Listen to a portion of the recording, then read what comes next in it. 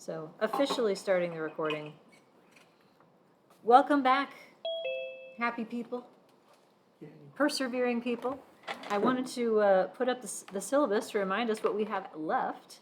So we have formative assessments due on Monday. I apologize to those of you who are in the online section. I had tried to link the sections together so that every time I posted in one group it showed up in the other, but apparently that did not work. So that's not I great. need to manually create things and move them over. Fortunately, there's a copy button that makes it easier. So good. FA5 should be now working in both classes. I apologize for that. That's due on Monday, but then you don't have anything due for a while after that. So there'll be one more for after Thanksgiving. I will put that one up on Tuesday of next week as well, and then I will let you know when homework 5 is available. That is going to be based on, I'm going to say example 4B more so than 4A, so I'll update that. And the stuff we're working on now will be the topic of your last homework. So, which is not due until the 19th, so. Which is the last day of the term. It is the I think. second to last day of the term. Second to last. Oh, I'm sorry. Yes, no, I am putting it on Thursday because I am leaving town Friday and I am turning in grades before I go. That is my goal. All right. So. That's an excellent goal. Yes. Yeah. Well, First it's for us too. ridiculous. Like, they expect us to turn in grades like 3 minutes after the semester ends. I've had grades due on Christmas. Yeah, it's like, oh no. So I'm taking that Friday and I'm turning in grades and then I'm getting on a plane. Very good. So going to Sacramento, California to see my in-laws. It'll be hopefully warmer. It should be, yeah, relatively speaking. It's not summer there, but No. it's, not It might- negative, it's whatever. probably like 60s or 70s. No, it's like 50s, 60s maybe. Really? Yeah. Hmm. When I've been out there That's true. That's before. on the northern part. I'm sorry. Yeah, I was thinking San Francisco. Yeah, I was it's the thinking- Northern yeah, California. yeah, So anywho, so that's what we're working on. I put up example 5 earlier today.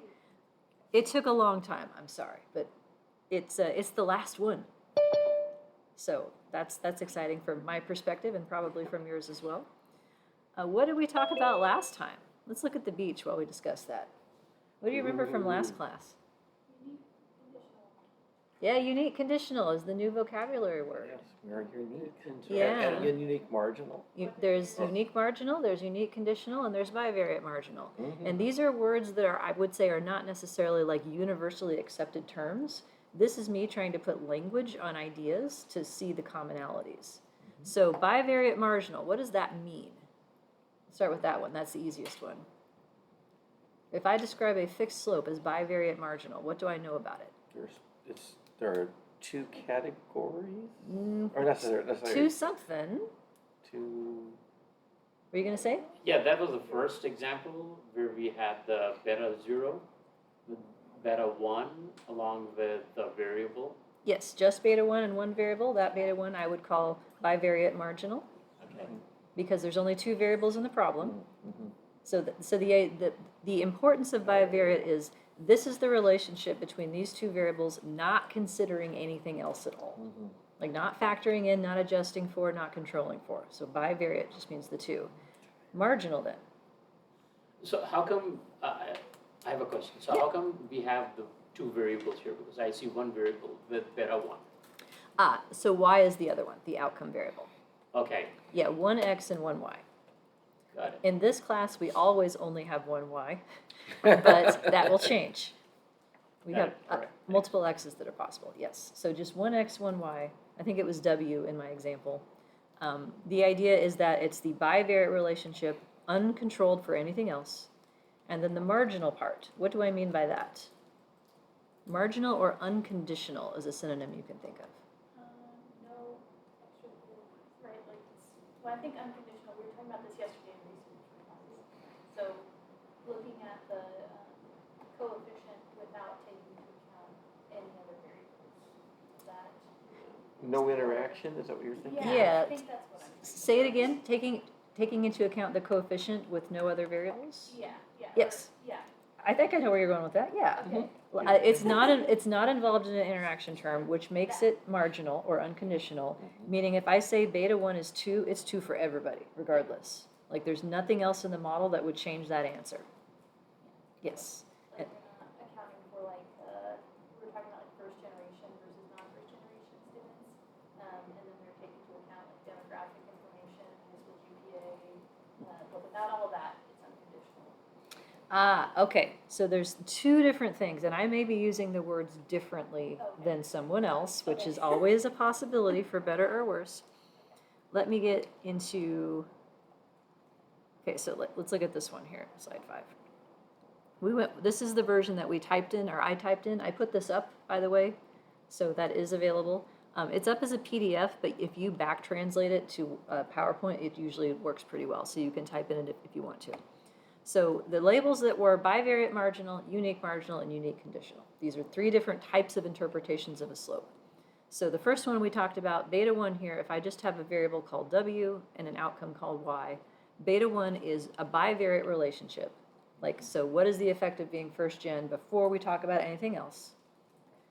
And then it is marginal or unconditional because beta 1 is the effect of w for everyone, regardless of who you are and what you would have on any other variable.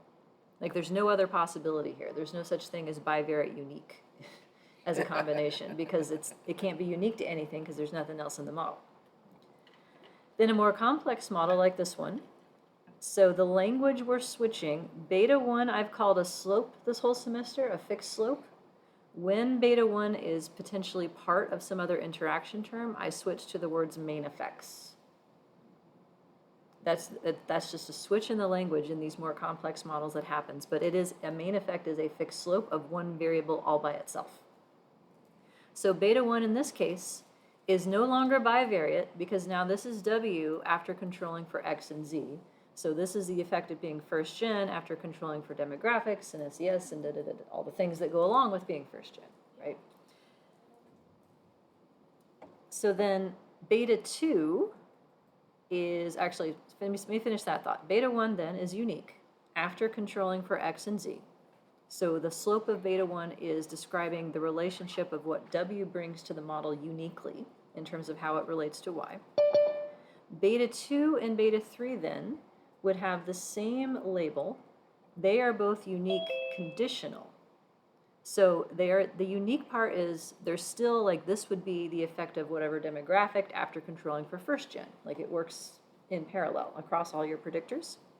The conditional part is it's not just controlled for, it's specific to z equals 0 because of this interaction term. It's an extra layer of conditionality.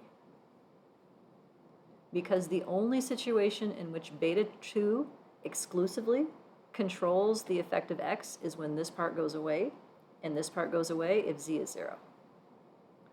And the same happens in parallel. Beta 3 is the slope of z exclusively only when the interaction term goes away when x is 0. So the conditional aspect means it's specific to another predictor value that it interacts with. That's what conditional means in this context. The unique part is the controlling for other stuff part. Okay, does that help clarify? I think I understand where like the difference is in how it was explained yesterday and today. Okay, so if someone else is using these words in a different way, I apologize in advance for the confusion, but unfortunately words are somewhat ambiguous. But I still, so with like the unique marginal, in the model. This one? If you were to, yeah, the unique marginal, so that would account for more explained variance. So the explained variance, like R squared, would be higher compared to the bivariate marginal. So not necessarily. Okay. The question was, what would happen to R square? So if W is important in relating to Y, it should explain at least some of Y's variance. We'd have an R square that's above 0. The question is, what do X and Z bring to the table? Like, if these variables have nothing to do with Y, then R square is not going to budge. And likely then the coefficient for W would stay the same as well, because you're controlling for things that don't need to be controlled for in that case. But from the perspective of each of these doing its own thing, W, X, and Z are each after controlling for the other predictors. They're all unique in that regard. But then X and Z are further conditioned on the 0 value of the thing they interact with. And W doesn't interact with anything, ergo, it's marginal, unconditional. Okay, how is that feeling? Can we do a thumb check? Oh, okay, people are happy in here. Zoomers? Any thumbs? I know that you're like, I don't know where the thumb sideways button is. Yeah, camera's on. That's fair. That's about what I expect. My best hope is sideways and up for this one. All right. So in terms of interactions, what are they for? Why would one do this? Why would one fit X by Z as a new predictor in the model?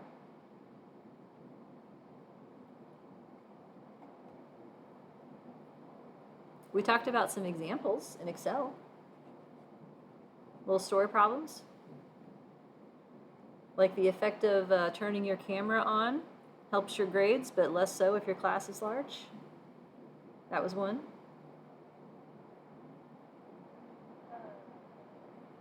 We're trying to determine if it's a More positive, more negative, less negative, all those, that goes along with it. But the bigger umbrella, like why? What are they for? That's the question I want to start with. Why would you do this? There's some form of influence of one on the other, not sure exactly which, but there's some influence in there. And so it's not just those separate, there's something over here. Together they make something else happen. Together they make something else happen. I like that. Zoomer, how one variable moderates the other. Yeah, that's the key word. Moderation is what interaction terms are designed to test. So this model says, I can't tell you whether X relates to Y without knowing where you are on Z, because Z is part of the story. And this model says, I also can't tell you how Z relates to Y without knowing where you are on X. So if we put this in the context of, let's go back to the first gen thing. What is the first gen thing predicting? Can you give me an outcome? like, or no, it was really retention. Retention? Yeah, we use retention. Okay. Is that a binary variable, whether or not they retended? Whether or not it was per semester, like for the First next semester. And it was just first gen, sorry, this might be complicated. It's always It was complicated. First gen students who went to first gen programming versus first gen students who did not go through programming and how it influenced their fall semester retention. Okay. Like from the spring to the next fall. Okay, to make that work for here, I'm going to need to pretend retention is a continuous variable of some kind. Okay.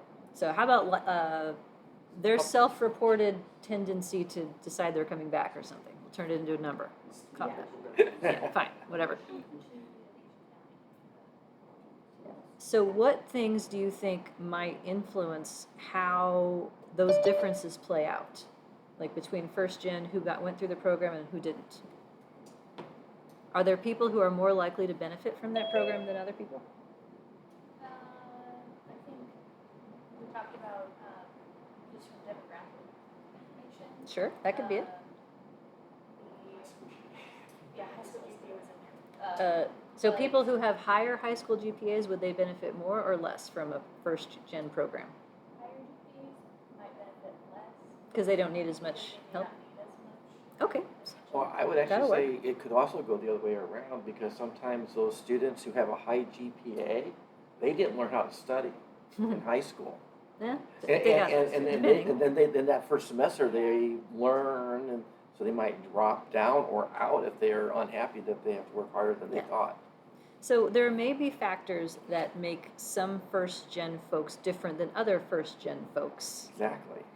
And consequently, those factors may be related to how successful your program is.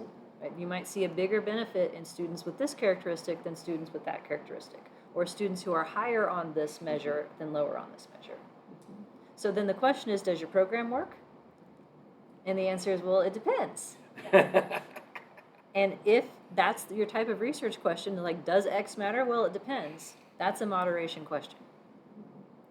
Now, another word that you will hear in this context is mediation. That is not the same thing. Mediation and moderation are two different things. They are not synonyms. Mediation is the idea of one variable causing the other that then causes a third. And it's almost always drawn in a triangle like this, with arrows going between boxes. Mm. So for instance, if I'm going to have my intervention study, I'm going to fix parents, and then the parents are going to fix their kids. And so the reason that the study helps kids is through this indirect relationship of it helping parents. And so that my causal mechanism would go that way. That's mediation. What we're talking about would be like the program helps kids more if their parents showed up than if they didn't, something like that. So moderation is, does this variable matter? It depends. Mediation is, why does this variable matter? Oh, because of this other one. And once I control for this other one, this variable doesn't matter as much, or it matters differently. So there are a lot of situations in which one would look at this, I think. Fun. Question? No. Comment? That isn't fun. It is fun. I think so. I think it's very powerful. The kinds. So moderation comes in 4 kinds. It takes a main effect slope and makes it more positive if it's already positive. You get the choices here. Or a negative interaction would take a positive slope and make it less positive. It can take a negative slope and make it more negative, or a negative slope and make it less negative. You just got to figure out which quadrant you're in here. And then it's pretty easy to talk about relatively speaking. Mm-hmm. Then the ones that are more are enhancing the effects. Like x matters more if z is higher. That would show up as a more positive or a more negative. If x matters less when z is higher, then that would show up as a less positive or a less negative, and that's an underadditive weakening of the effect. So we walk through some example scenarios of when these would happen. The weaker one, I think, is probably more common in practice. It's like this variable matters, but not as much after you factor in, the things that it's related to. We went through this to talk about centering. So why does centering matter? What's the take-home message in this slide? If I forget to center my predictors, that screws up my intercept, right? Mm-hmm. We've seen that happen because it's specific to when your predictors are 0. What happens to my main effects when they're part of an interaction term like this? They will change. They will change. I'm not going to say up or down. I'm just saying they will change. Yes, because they are now conditional. Uh-huh. They are unique conditional, not unique marginal. They are conditional on the interacting variable being 0. So we want that to be a meaningful place so that these 2 main effect slopes, the slopes of the variables by themselves, have meaning. Now, if I forget to do this, is it wrong? Like, would I screw up my R-square or my predictions or anything? Not wrong, but you may not get meaningful results. Yes, it's not wrong, but I may not get meaningful results. So 3 of the 4 parameters on this slide don't make any sense if you can't have an attitude of 0 or an education of 0. So I would say it's not wrong, but it's weird. That's what I would say. That's a technical term. But we can fix it by making sure the predictors are centered. So after centering, the model equation rearranges with respect to the fixed intercept and the main effect slopes. The interaction term would stay the same. So I want to walk you through then the logic by which you can get a main effect slope out for any level of the moderator, regardless of where your centering strategy puts you. And we did this too. We filled in predicted values. So let me back out of this here, because this is the part where we'll start typing again, I think. Looks like everything has shrunken. I hate it when it does that. Go bigger again. Oh, that's why. I think you wanted to zoom out more is probably what happened, maybe. Yeah, the font changed size as I was Oh, the typing whole it. font That's what I did? was reacting to, but it's Oh. okay. I'll make it work. Yeah. The zoom counteracts the font. That's what I know. So if we wanted to develop predicted outcomes for different levels of my predictors, I can do that pretty easily. The idea is that what you are putting in for the numbers are the values of the predictor that go in the parentheses here. So when Stata says, like when you write the word at, for instance, into this lincom, You are talking about beta 1. That's what you're referring to, is what the slope of that is going to be, and then what do you want to multiply it by in terms of filling in a value for that variable. And so we did these two, and the interaction term is just the multiplicative combination. So two minuses multiplied together create a positive. Mhm. I was discussing this with my son at dinner, actually, because he's working on fractions and multiplying and things, and neither him nor his father could come up with a good reason as to why this should be the case. Like, why is it that two negatives multiplied together make a positive? I couldn't come up with anything to explain. I'm just, because that's how it works, all right? That's just math. Yeah. it's Don't ask rote questions. Memorization. I remember from my high school. It doesn't make any Minus, minus, sense to me. plus, plus, plus. It doesn't make any I sense. don't want to waste our time. But I'm sure there's a reason, I, right? I won't go there, Okay. even though I could do English. Okay. English. You tell me after class. After class, Yeah, we'll do some but- English logic. But yeah, just don't forget that. Two minuses multiplied together turn into a positive. I'll see you next week about it. So it's very, I think, relatively more transparent in Stata because of these statements. Like, you can tell what numbers you're plugging into what spots because you have to write the words that go with the predictor variables. And the same is the case in SAS, by the way, if you're working in that software package. In R, it is not transparent at all. It's the numbers go in order of the fixed effects as they appear in your output, not necessarily the order you wrote them in, by the way. Question? No, I was thinking of the multiplying by two negatives. ChatGPT. Oh, please enlighten us. What What does is it? ChatGPT say about that? ChatGPT says that when you multiply two negatives, you're reversing direction twice. Mhm. When you The multiply opposite of the opposite. the opposite of the opposite. You're reversing, negative is directional, I guess, is what they're trying to. The opposite of up is down, yes. Yes. What's the opposite of the opposite of up? You all just broke my brain. I can't. I was gonna wait, but she brought it up. I know. The best I can do is if you say, "Are you happy?" and someone says, "I'm not unhappy." Like, does that mean you're happy? Yes. This double negative? That's the best I got. They also said think about turning around twice. Think about turning around twice. Okay. Going first, full circle. Yeah. Yeah. Okay. All right. I'll accept it. But where I was going with this, though, is that you have to know the order of the fixed effects for these numbers to make Yes. sense. They are multiplying whatever fixed effect is in each of these spots, the slopes. So you are filling in the values of the predictors here. That's what we're doing to generate predictions. And there are faster ways to do this in Stata using margins and in R using predict, but this is the machinery that it's doing for you. So I wanted you to have seen that and appreciate that. Mhm. Now the new part, slopes. Are we ready for talk about new stuff? Sure. Or adding on to the new stuff, I should say. This is all new stuff. Anything else you want to review or comment on before we jump back in? Math is fun. Math is fun. Sure, I'll take it. Well, you said it. Comment on anything. Yeah, isn't it? I wish that I had understood that math was useful and fun when I was starting college, Mm. because I was like, oh, well, I'll take the easiest calculus class to get out of my math requirements as possible. I'm going to be a psych major. I'm going to help people. And this one joke's on me. It turns out I need to learn how to help people with math.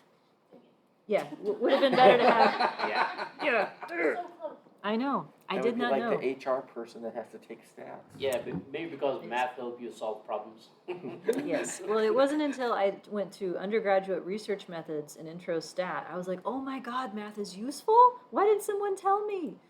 So then I really got into it and realized how much more math I should have had by that point, but it was too late. So I'm doing the best I can. That is exactly how I feel about this class. I don't, I'm like, it's actually useful, but I feel like it's too late. Well, It's never too late. Never too late. what I I'm will 50, say never too is late. that I think that these kinds of classes where you're learning terminology and procedures for doing data analysis are a useful starting point, even if you want to go on and learn the underlying math, because it's really hard to handle the complexity of the math if you don't understand the purpose. Like, if you don't know what a slope is, then learning all the things that go into making a slope is like, why are you telling me this? Why should I care? Mhm. So there are courses on campus. Several students from our EMS program go and take master's degrees in applied stats or math stat. They have a data science program. So if you do want to learn the math underneath this stuff, eventually there are ways to do that. It's not too late for you, it's too late for me. That's what I'm saying. You could if you tried. And you had the desire. Or if I cared. Or if you cared. Yeah, I just, my husband is the one who writes algorithms and software and has patents and stuff, and he's real into that, and I'm just not. I'm just not of that kind. I'm of this kind. So, anywho. I like this part, though. It's just a little bit of math. Like, this is no more than maybe Algebra 1, maybe Algebra 2, in terms of concepts, what we're going to do here. So, this Enough should be for us. okay. It's enough. Actually, minimal calculus. I'll give you that. There is. Yes, I know. There's a dy dx coming, so I'll give you that. But I don't think you need calculus to understand the concepts for this. That's what I'm saying. Okay, so model implied slopes. This is a concept that you have seen, but not in this context. So when you have, let's say, 3 different golf training groups relative to a control, it's a couple homeworks ago, then you have the model tell you what each group is relative to control directly, because of the way we set up the slopes. But you don't have the differences between the training groups, but you were able to get them, right? It was one slope minus the other. So that's a linear combination of slopes. It's a model implied slope. So we're going to do the same kind of thing to figure out what the slope of each predictor would be at any value of the moderator as a linear combination. And there's a fairly straightforward process, algorithm, to getting it. The English version of it is any slope can be found as what it is plus what modifies it. More concretely, there are 3 steps. If you want to know, say, what the slope of attitudes is according to the model, it's not just beta 1, because this part in here, attitude shows up twice. So first things first, we have to identify all the terms in the model that have that predictor that you want the slope for. So for instance, I'd be like, well, I need beta 1, and I need beta 3 times this stuff. I do not need the intercept, because it has nothing to do with attitudes. I do not need education by itself, because it has nothing to do with attitudes. So if I'm interested in attitudes, I need the stuff that has attitudes. Then we're going to factor out the variable you want the slope for, and what's left is your answer. So let's do it piece by piece here. Step 1. So if I want the attitude slope, these are my ingredients. I do not need the other 2 because attitudes is not in there. If I want the education slope, same idea, but switching out the main effect. I only need the terms that have education in them. Then we factor out the variable the slope is for. Take education and bring it out, or take attitudes and bring it out. And then what's left in the brackets are the ingredients that allow you to compute a conditional slope for any value of the moderator. So this says the effect of attitudes starts out with beta 1 at a minimum, and then we add the interaction term times whatever value of the moderator you want the attitude slope for. So if I want the attitude slope for education equals 12, this would drop out, and all it would have is beta 1. So that's why beta 1, that's what it means. This would be the slope of attitudes when education is 12, which is when this part would all go away, and you're stuck with just that. Likewise, the slope for education starts with beta 2 at a minimum, and the rest of it would go away if we want it for the attitudes of 3. And that's what the definition of beta 2 is. And then, once you have this, if you wanted to, you could compute standard errors for these terms. Those are linear combinations of the standard errors of the fixed effects as well, adding in covariances between them. And you're like, what? Yeah, we haven't talked about that. Because in practice, you know what we're going to do? Write a computer programming statement that does all this stuff for you. So you can compute what the slopes would be. It's harder, not impossible, but more challenging to compute what the standard errors would be that go with them.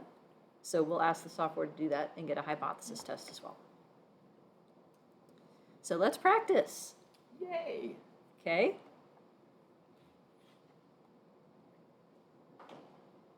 We're going to fill in some bubbles here.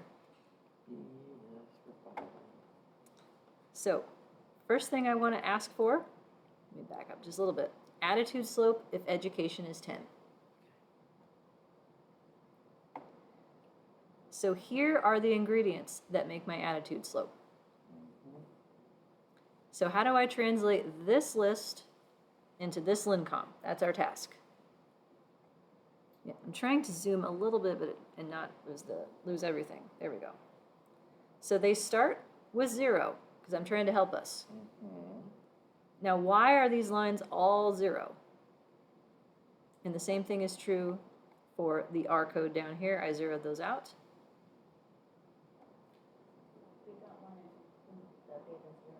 We do not want to include the beta 0. Why not? That is correct.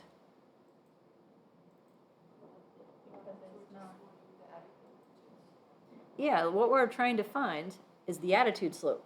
For the first two, conditional on different levels of education, and the second two will be the education slope conditional on attitudes. Intercept doesn't have anything to do with that. It's irrelevant. It's gone. But that is something that folks will forget. So when do you need an intercept? When you're building a predicted outcome. You do not need it if you're building a predicted slope.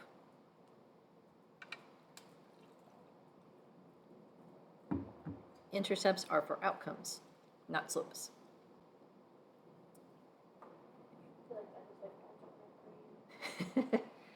Intercepts are for outcomes. Mm-hmm. Yeah. So then, if I'm building an attitude slope, here's my ingredients. I want an attitude slope if education is 10. What goes here? Got one vote for one. Zoomers, you want to vote? What goes right here is the question. And right here in R.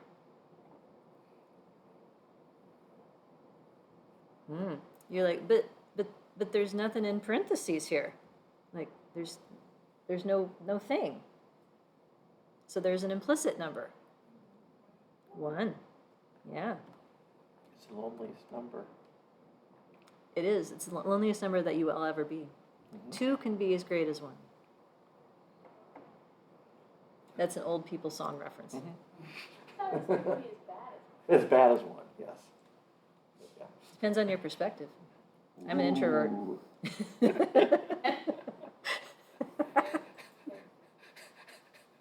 Fair, yeah. So yeah, at right here is beta 1. It's not multiplying anything because that's what you need, at least one of those. If you're going to make an attitude slope, you need the attitude slope at a minimum. So I'm going to put a 1 there. Now the tricky one. What goes here and here? We got 1 vote for 0. I will tell you the most common misconception is that we're like, well, if I want it for education equals 10, then wouldn't I put something in here for 10? I'm with 0 as well. You're with 0 as well. Okay. 2 votes for 0. We got a vote for -2, which would be if it were 10 relative to 12, -2 would be correct. However, is beta 2, which is what education is representing here, in my linear combination? Yeah, it's not in there. Because this is the slope of ed all by itself that has nothing to do with attitudes. So it's not eligible to participate in building the attitude slope. It's not relevant. So this one would actually be a 0. Question. Yes. If it helped anybody, would it be okay in your attitude slope to include +0 beta sub 2 to say it's not inclusive in that formula? I understand the reason why you have this. It's shorter, it's make it easier, but I'm just... So when I write these things, I will limit the formula, hey, stop that, to only the things that could possibly ever be relevant. Okay. And because there is no universe in which this would be relevant, I don't put it in. Oh, I understand that. But yeah, you kind of have to, like, it's an implicit 0 because you have to fill these things out. So in Stata, you don't have to type this. Like anything that's times 0, you don't have to say. Okay. I'm putting this in here for symmetry with the R code because Okay. you do have to put the 0 in. And it's in SAS works the same way as Stata. You don't have to write it if it's going to be zeroed out. Okay. Yep. Cool. So the reason that this is not -2 here is because what we're referring to is beta 2. And that is not part of the ingredients that build a predicted attitude slope. But then you're like, well, shouldn't I stick a -2 somewhere? Mm-hmm. Yeah, we should. Yeah, it goes there instead. Mm-hmm. The last one, yep. Mm-hmm. Because what this refers to, making it so the font is bigger again. There we go. I know, it fixes itself. It's referring to this moderator value of education inside the interaction term. Mm-hmm. Who do you want the attitude slope for, is what the interaction part is answering. We want it for education of 10, which is 2 less than 12. Mm-hmm. Okay. Yes, it's referring to the ed part specifically. That's what we're doing here. And you're subtracting 10 from negative 10 minus 12 is -2. Yeah, I'm filling in 10 here, then subtracting 12, and that leaves me with -2. That's another thing that I see commonly is that folks will forget that it's relative to the centered value. And like if you put in 10 here directly, then you're not putting in, it's not relative to 12. It's some other number. Okay, want to do another one? Sure. What if education is 18? So like master's degree. 1. Yeah, what? Always, if you want the attitude slope, it starts with 1. That is a general principle. What slope do you want? Throw that in there with 1 at the minimum. So 1 here as well.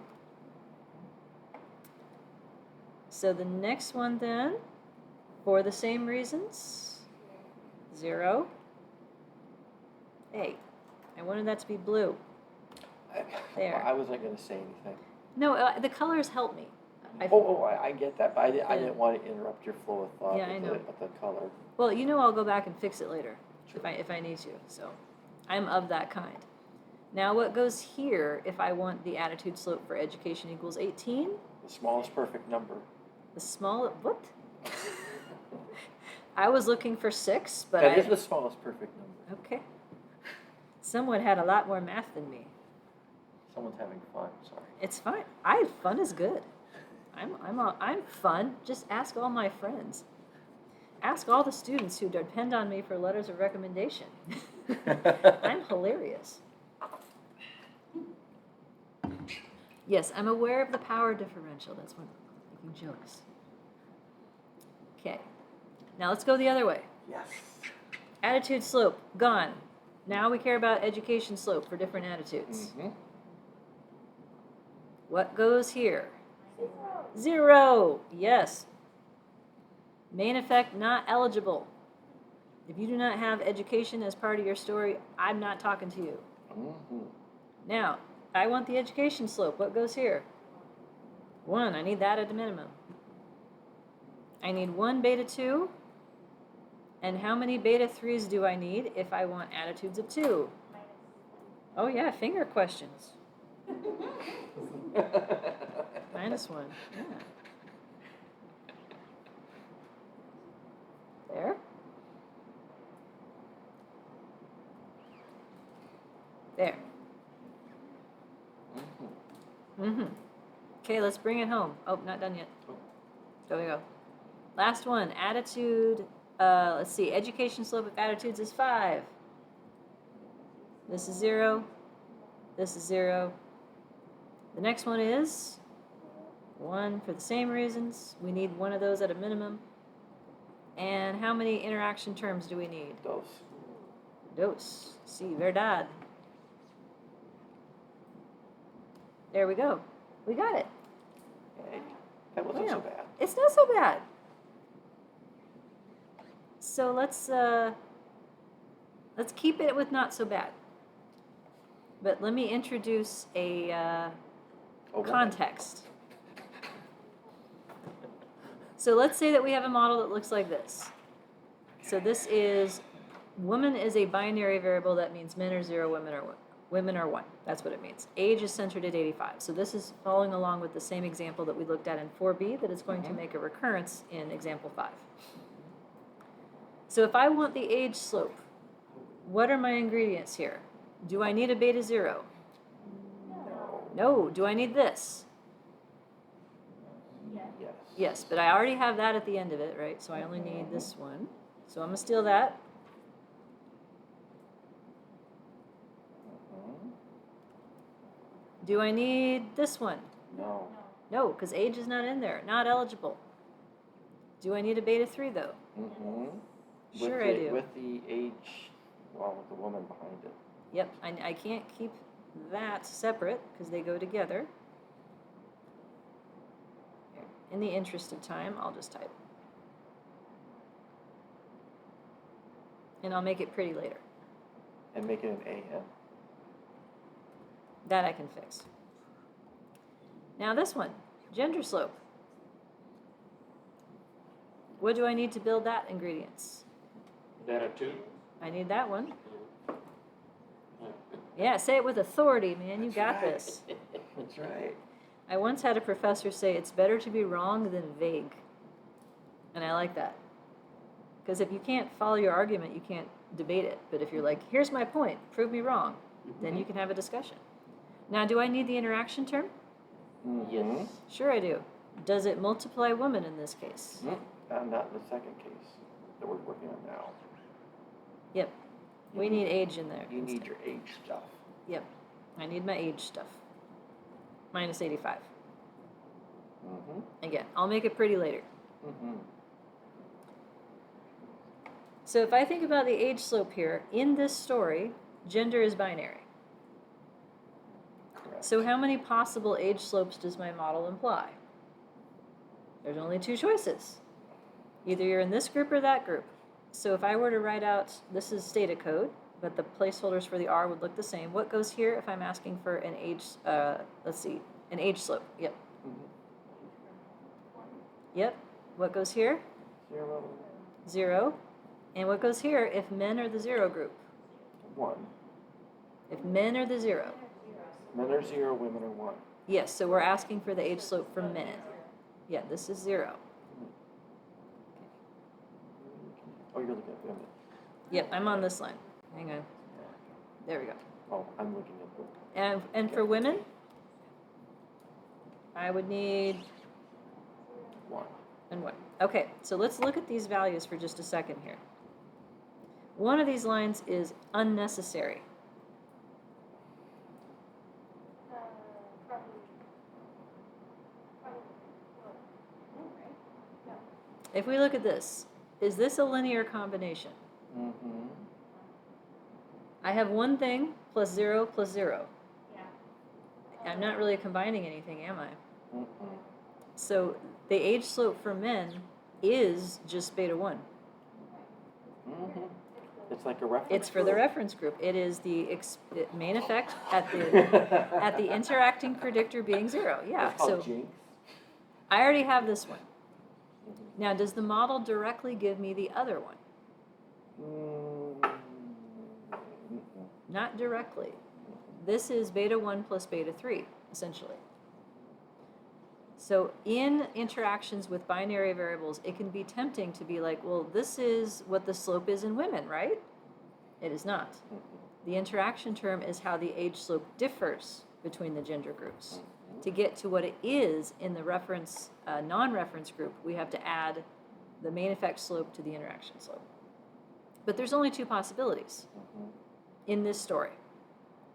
But what about the other way? How about gender differences at different ages? Well, could I get one at age 80? Mm-hmm. Okay, what goes here? 0. No, 0. Okay, I heard every possibility. So we are asking for the gender slope, the effect of that variable right there. So what goes in the age spot? 0. 0, because gender's not part of that term. What goes in this spot? 1, because we need a beta 2 at a minimum.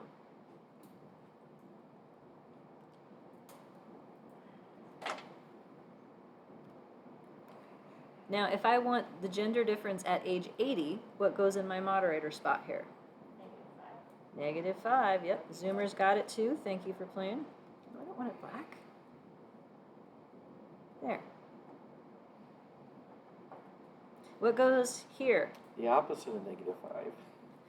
The opposite. The opposite. I'm pretty sure there's a more fancy math term than opposite. It's the additive inverse. I know this one. Yeah. No, my other teach students taught me I that. teach to gen ed students for that, and they like the word opposite. Multiply by -1 has a fancy name of additive inverse.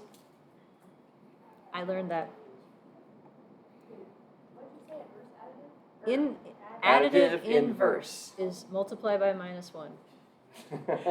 Yep. If you take generalized next semester, you'll hear about that in that class too, because sometimes you have intercepts and sometimes you have something called a threshold, which is an additive inverse of an intercept times -1. Because people who make software hate us and they want us to struggle to figure things out. Yes. I'm not lying. Now, this is arbitrary, right? Like I just picked random values. What if it were 80? What if it were 90? How many possible values of age do you think there might be in a given sample? A lot, right? Now, do I want to write out like 100 of these things? Probably not. Because I know what's going to happen based on the 4 patterns. I know that as age increases, the gender difference can grow or it can shrink. And I need to know who's higher to talk about the gender difference, but there's only 2 possibilities there. So there's a different approach that I think is more useful in these situations where you have a slope whose moderator could take on a whole range of values. And it's called regions of significance. The idea is to figure out when does the slope turn on and turn off at different values of the moderator. Like, through what range of age is there a gender difference in one direction? Through what range of age is the gender difference non-significant? And then through what range of age would the gender difference increase? So I gotta get paint out, this one, because this is a picture question. And don't worry, example 5 has lots of pictures, but I'm being spontaneous. Ooh. Yeah. Anyone who knows me is like, no, you're not. That's not your brand. And This was planned spontaneity. it is planned spontaneity. You're right. So let's say that there is a gender difference. Here's men, here's women. In our example, it's going to be favoring the men. Dementia is bad for you, especially if you're a woman. That's going to be the take-home message. So if we have something like this, at some point, let's see, on age, there's no difference. At some point on age, there's going to be a difference going that way. And at some point, there's going to be a difference going the other way. So if you have non-parallel lines, they're eventually going to cross. Intersection. Mm-hmm. So at some point, the direction is going to go the other way as you move up and down a variable.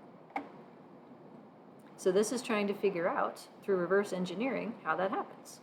Let me zoom back out again. So I talk about this in chapter 2 of my book. Here's a link to an article that I like that does a good job explaining this.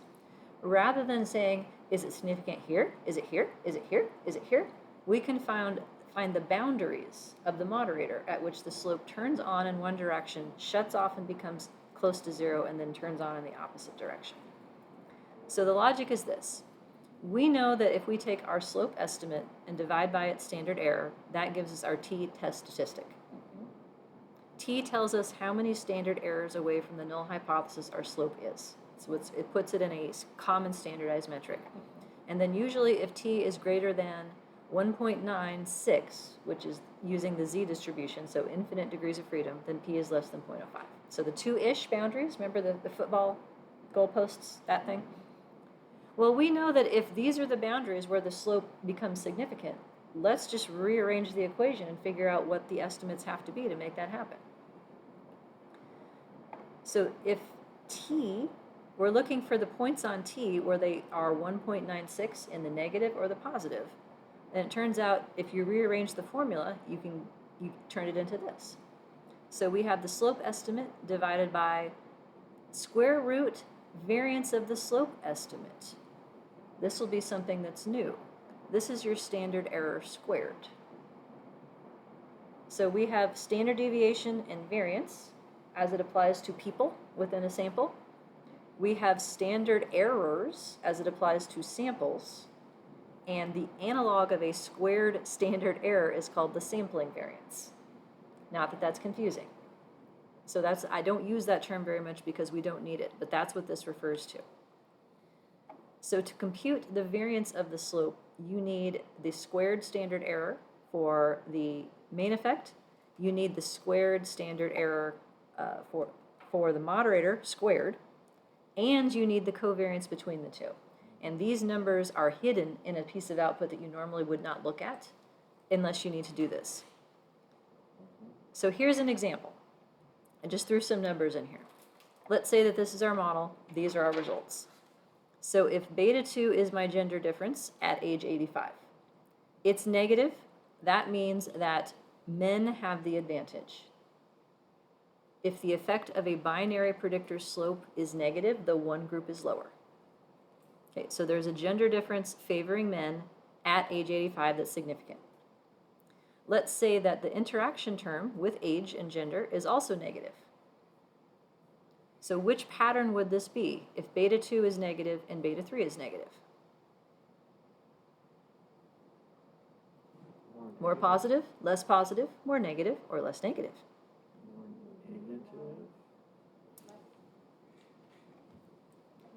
Yeah, I know, it's hard. You're going down, but then you're going down faster, yes? Or more. Or more. Yeah, so these are two negatives. This is a more negative problem. So being a chick is bad for you. It gets worse as you get older. Am I right? Yeah.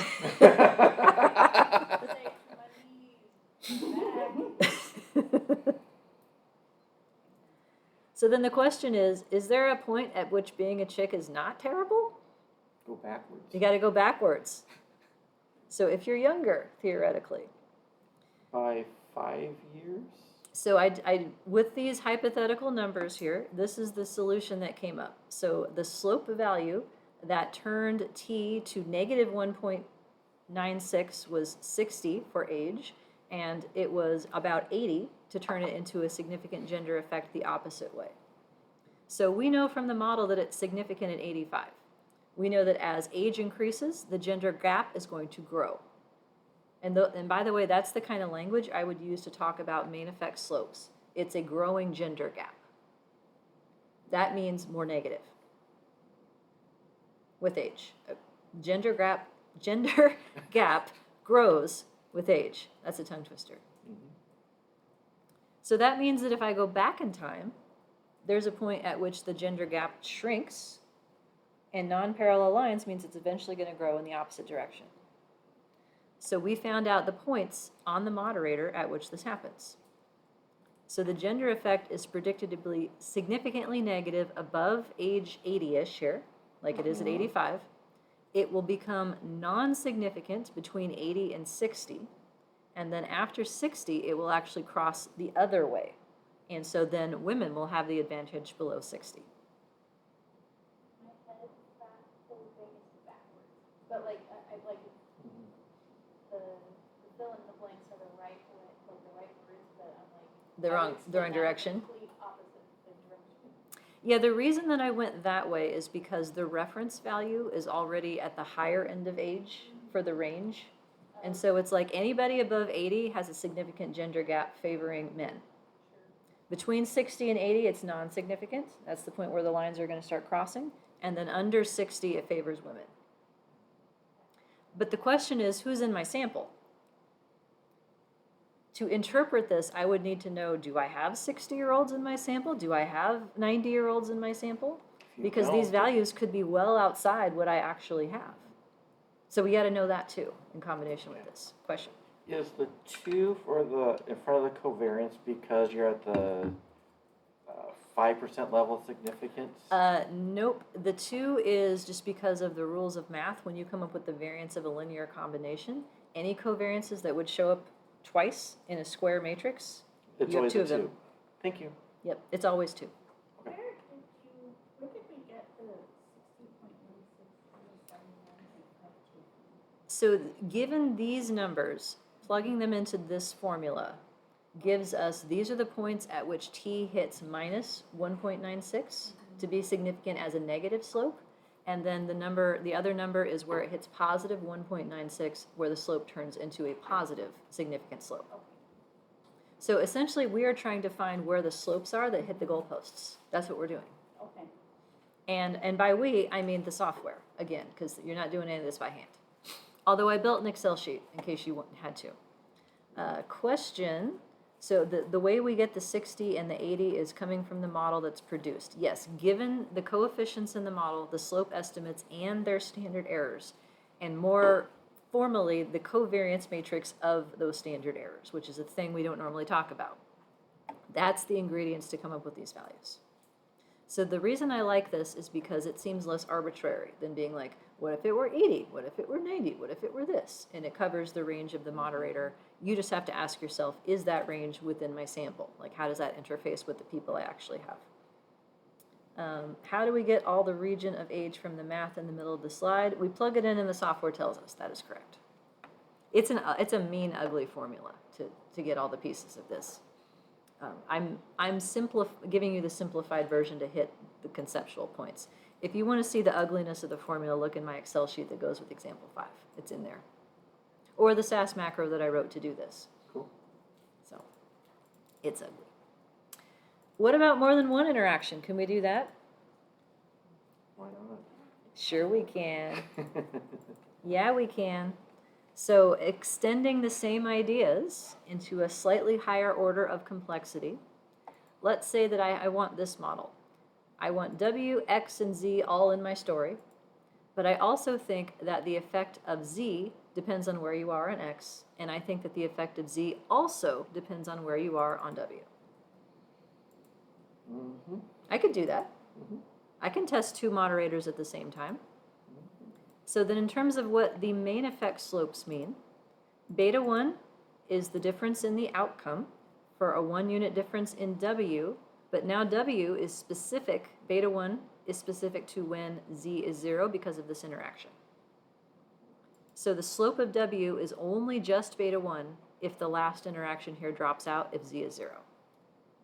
Therefore, beta 1 is specific to when Z is 0. Likewise, X, the slope of X is only beta 2 if this interaction term drops out if Z is 0. Same logic. Now Z, Mm-hmm. both. Beta 3 is only the slope of Z if both of these drop out, which only happens if it's W0 and X0. So beta 3 is like doubly conditional. So in terms of the labels, the interaction slopes, beta 4 and beta 5, I would call unique and marginal because they are controlling for everything else in the model. That's the unique part. The marginal part is there's nothing else in here that has both X and Z at the same time, and there's nothing else that has W and Z at the same time. So beta 4 is how the effect of X varies by Z for everybody. Beta 5 is how the effect of W varies by Z for everybody. Question? Yeah. So if you had a beta 6 that had X, W, and Z, Uh-huh. then beta 4 and beta 5 would then be conditional? Yep. Okay. Have you been looking ahead? No, this is me just thinking through. Sorry. I didn't mean to burst your bubble. You are not bursting my bubble. Did I give you the 3 ways? Yeah, I did. I did. I did not look ahead, I Yep. promise. Okay. Yeah, I'm not going to make you do this. I just wanted to show you that they exist. I'm going to make my other class do this, though. Right, Erica? Uh-huh. I know. You sound excited. She's always excited. So yeah, what about 3-way interactions? Let me do that real quick. No, my computer's not excited. There we go. So your question was, what if we had all 3 together? We can do that. However, in that case, it would not be enough to have beta 4 and 5. Correct. We need the missing beta 6. So this is slide 23. Mhm. So then the rules are the same. The 3-way interaction would be the highest order term. It has 2-way interactions, 3 of those as lower order, and then it has 3 main effects. So for beta 1, it would be conditional on x and z being 0, for instance, beta 2. We'll go through each of these. So there's one possible interpretation for each main effect. Like, the slope makes makes y go up or down as a function of w, for instance. That's it. And each main effect is conditional on whatever it interacts with being 0, which is everything. And each of the two-way interactions, now believe this or not, they're called simple two-way interactions, where simple means conditional. I try not to use that language because I think it's offensive, but that's what it's called. So the idea here is that beta 4, x by z, is only the interaction if w is 0, and this thing drops out. Likewise, beta 5 is only this interaction when x drops out. So they're conditional on the third thing being 0 in that case. And the three-way interactions then, they operate on the two ways. That's what they do. So the three-way interaction adjusts the slopes of the two-way interactions, which adjust the slopes of the main effects, which adjust y. It's like a Jenga tower. Yes. Yeah, these are derivatives. What? Yeah. No. Are you serious? It's like the freaking t value being absolute value, or I guess, yeah, t being absolute value. Another way I could have explained this is that we're taking the first derivative of the function with respect to one of the variables. I'm sneaking in calculus just this much. You rascal. I know. However, this is going to be great because I'm going to be teaching an algebra class where we're going to have factoring. And this gives a reason, not math, that you would want to be able to factor. Yep. So I have, here's what the equations would look like to get the main effects of these things, okay? That's awesome. I know. So W, beta 1 is only the effect of W when everything else that it interacts with zeroes out. So it is specific to then beta 5 times Z. W is in beta 6, so times W, and then beta 7 with that. And each of these works the same way. Then we have the simple two-way interactions that are conditional on the third thing. So we have the main effect two-way interaction plus then how it differs by the third thing that isn't in there, W in this case, X and Z. So three ways take the two ways and make them more or less positive or negative. Two ways take the main effects and make them more or less positive or negative. And then main effects take Y and move it up or down. That's what happens. It's not so bad. I actually went up to a four-way interaction in chapter 2, just for the fun of it. Let me go back then. I know. So yes, that was where this was heading. I know. Now we'll go back. Yeah, now we'll go back, yeah. When there's more than one interaction. That's where we're at. Look at that one. So just 2 for now. X and Z, W and Z in this hypothetical example. So beta 3 then is the slope of Z, and it's specific to when both interactions are 0 at the first time, the first case. The interactions are marginal because there's nothing else that they would be a part of. So beta 4 then is controlling for beta 5, but it means the same thing. Beta 4 says what happens to the slope of X as Z increases, or what happens to the slope of Z as X increases. Take your pick. Beta 5, though, we can talk about either way. It is what happens to the effect of W as a function of Z, or what happens to the effect of Z as a function of W. In practice, one of these usually makes more sense than the other. And it's up to you and your research question and your context to decide which is the predictor and which is the moderator. So then building simple slopes out of this, W and X would look the same. So how do I get the slope of W? Go in here, find all the things that have a W in them, bring them down. So for this one, it's just the 2. Factor out the thing the slope is for, and then you're left with that combination. Same thing for X. Z is slightly more complicated because now there's 2 interactions that we have to keep track of. So that means in a Lincom statement, to get the effect of Z, I would have to say, I need one beta 3 I need however many X's for that interaction term, and I need however many W's. And this will be your last homework, grand finale. This. So, with the beta 1, beta 2, beta 3, so those are linear. These are all linear slopes, that's correct. Beta 4, beta 5, I'm thinking, are those quadratic then?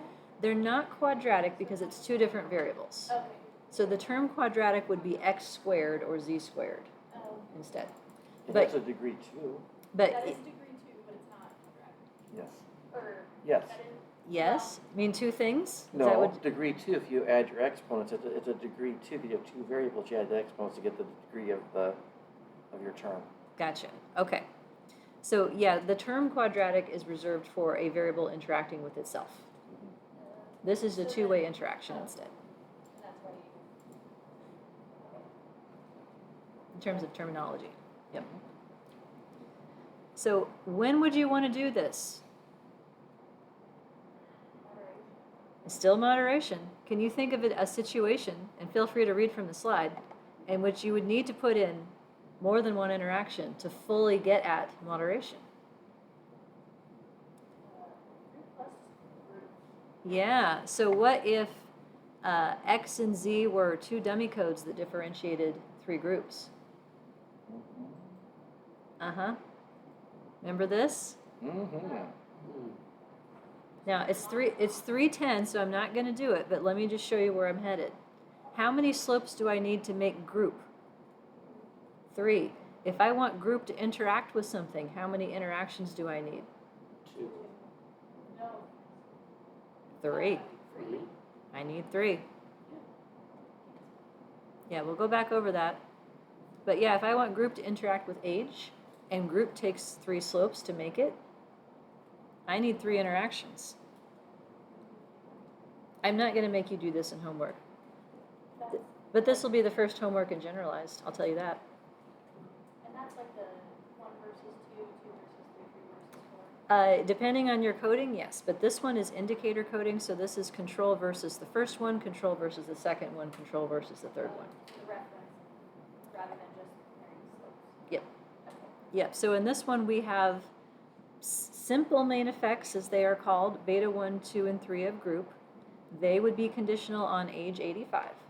We have the effective age. This would be conditional on what, do you think, given all these interaction terms? This is the age slope for what group? When would all the rest of this stuff drop out? 85. Which one?